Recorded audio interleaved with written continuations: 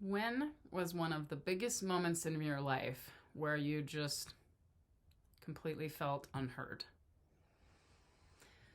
Have you ever been in a relationship or a job where you just felt like nobody was listening to you? Maybe you felt like it wasn't even accepted for you to speak up. On a scale of 1 to 10, how good of a listener are you? I'm Sage, I'm a growth coach, and today the topic is I listen because I know exactly how it feels to be unheard. So, why is it tough to be a good listener? Well, I would say first off, our ego, okay? I'm not going to sugarcoat that. Most of us like to hear what we are saying more than we like to hear what everybody else has to say. Okay? Our ego pops up like, oh, look at me. I've got such great things to say, right?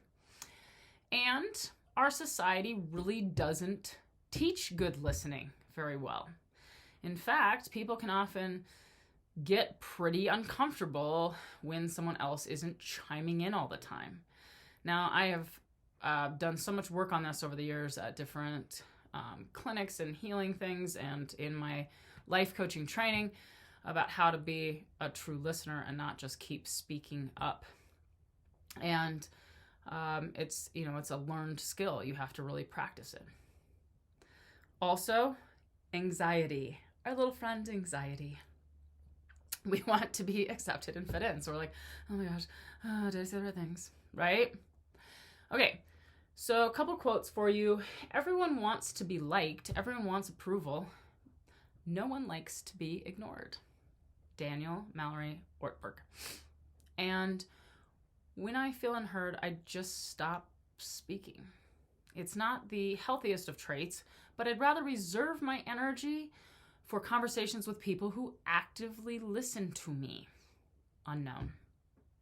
So how good are your listening skills? And how could you level them up a notch? Oh, don't you worry. I've got your back today. Here's 3. 3 ways to level up your listening skills. Okay, number 1, practice not chiming in.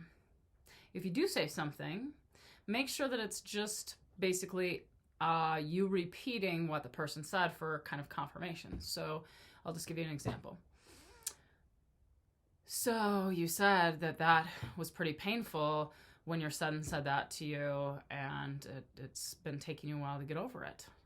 You're just repeating kind of what they said. So you're validating them without saying, oh, I know, my son said the same thing to me too. Right?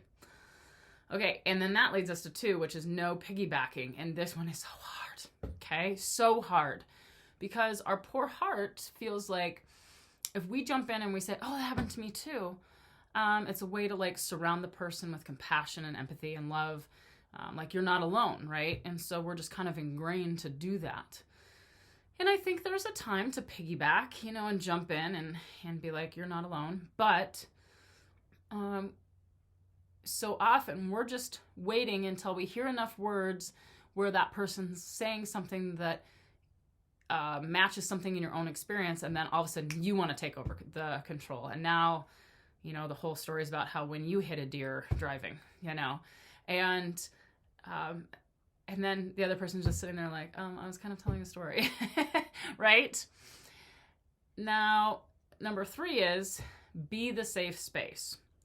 So this has really been my mission, for, I would say, the last 20 years working with people. And that is, I just really constantly put out the intention that everyone will feel like I am the safe place to go. I am the safe space. I am going to try and withhold, judgment, criticism, those type of things in situations where people just need to unload some stuff. And I want everyone to believe they can do that safely with me. And so how could you start being more of the safe space for others? All right, circling around, I listen because I know exactly what it feels like to be unheard. So which of the 3 tips could you start using today? All right, here's your intention.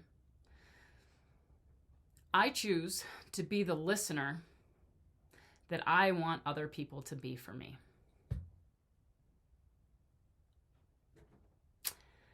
Thanks for growing with me today. Growth looks good on you. You should keep it up. So join me on my website, growingsagejourney.com. Join me at YouTube, Sage Robinson Miller, and also on Facebook and Instagram at Growing Sage. Okay? Have a beautiful day. Love ya.